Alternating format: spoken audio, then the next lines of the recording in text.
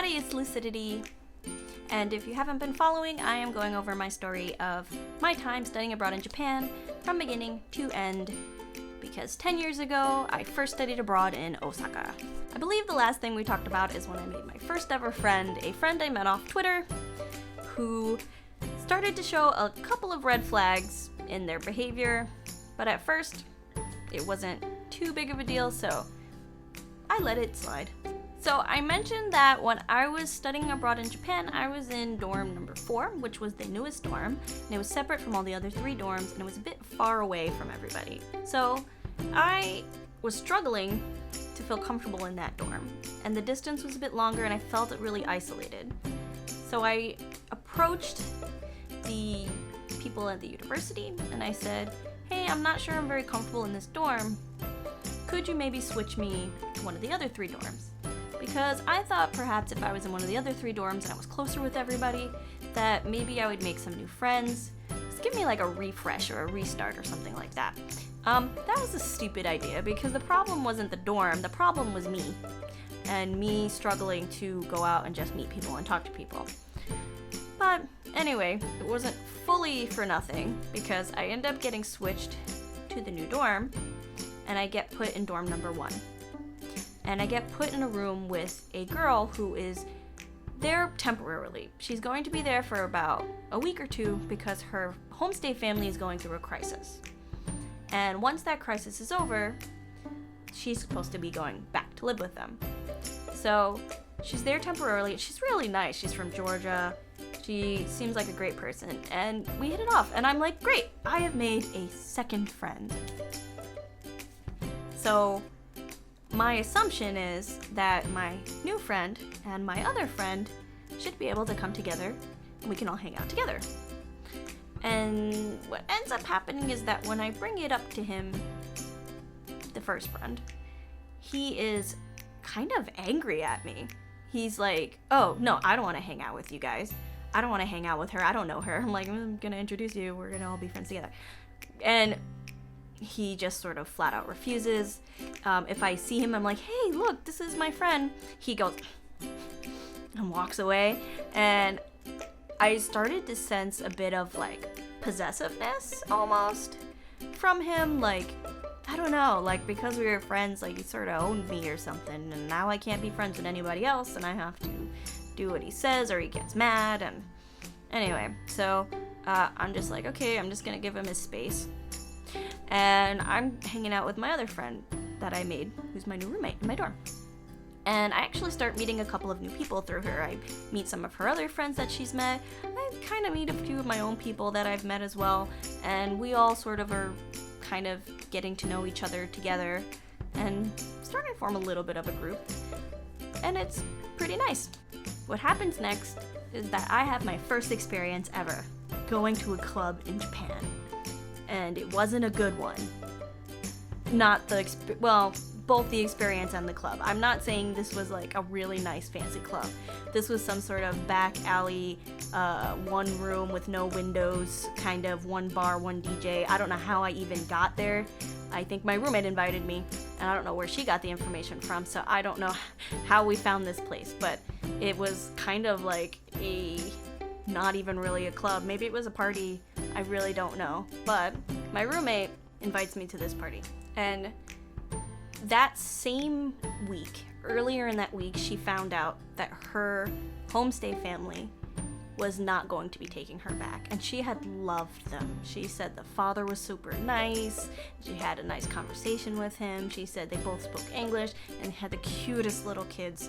I think like 2 boys or something. And she really loved this homestay family. But because of the thing that had happened to them, the crisis that they were dealing with, they weren't going to be able to have somebody in their home because they had to deal with that longer than the 2 weeks that they thought they were going to be dealing with it. So she's the type of person that is very like, I'm okay, I'm not gonna let this bother me, like I'm upset about it, but I'm gonna look past it, I'm fine, like nothing's bothering me. And the whole week she's like, I'm fine. So Friday, Saturday, whichever day it was, she's like, come on, let's go, we're gonna go out. And I go with her to this party. And I, at the time, don't really drink. I don't drink at all. And she starts drinking like everybody else. And then it gets to a point where she starts getting like wasted, like far more than everybody else is even drinking. And she is at this point where she's like stumbling, and everyone's like, "You're her roommate, right? You'll get her back home. You're the roommate, right?" It got to a point where the bar ran out of drinks, and they were just straight putting vodka in people's cups. And they were just walking around with straight vodka, nothing to mix it with. And she was on that train. Finally, it ends. It's like 2, 3 a.m. And this place is like in town, and there's no more trains and there's no more buses. Because in Japan, at midnight, there's no more trains. So I have to walk her by shoulder and drag her back to my dorm room.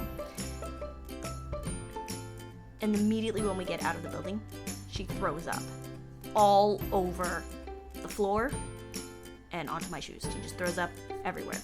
And I'm like, gross, okay. And then I carry her, and we walk, and we get a little bit further. She stops and throws up again. And she does this like 2 or 3 times, and then she just breaks down crying. And she goes, "I'm so sorry. It was a really rough week, and I really loved my homestay family, and I really didn't want to like be separated from them, and I really wish that I was going back to them, and they were so nice, and the dad was so nice, and the kids were so cute." And she's just constantly sobbing in her own vomit. Sobbing. And I'm like, "Come on, we just gotta go. We just gotta, come on, you can do it." And I'm bringing her, and it takes like an hour. And I have to carry her the whole way. She's covered in her own vomit. My feet are covered in her vomit. We finally get back. I help undress her, put her clothes on, put her to bed. And when we wake up the next morning, she's brushing her hair, and she's super happy. She's like, "Oh my god, yesterday was fun, wasn't it?" And I was like, "Do you remember how it ended?" She's like, "No, I don't, not at all." And I was like, "You threw up everywhere."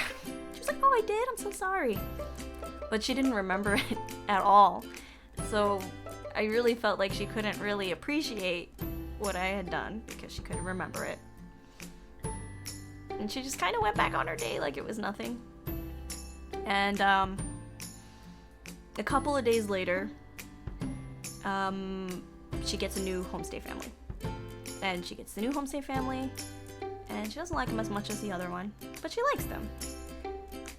And I start to see her less and less now that she's no longer in my dorm as my roommate.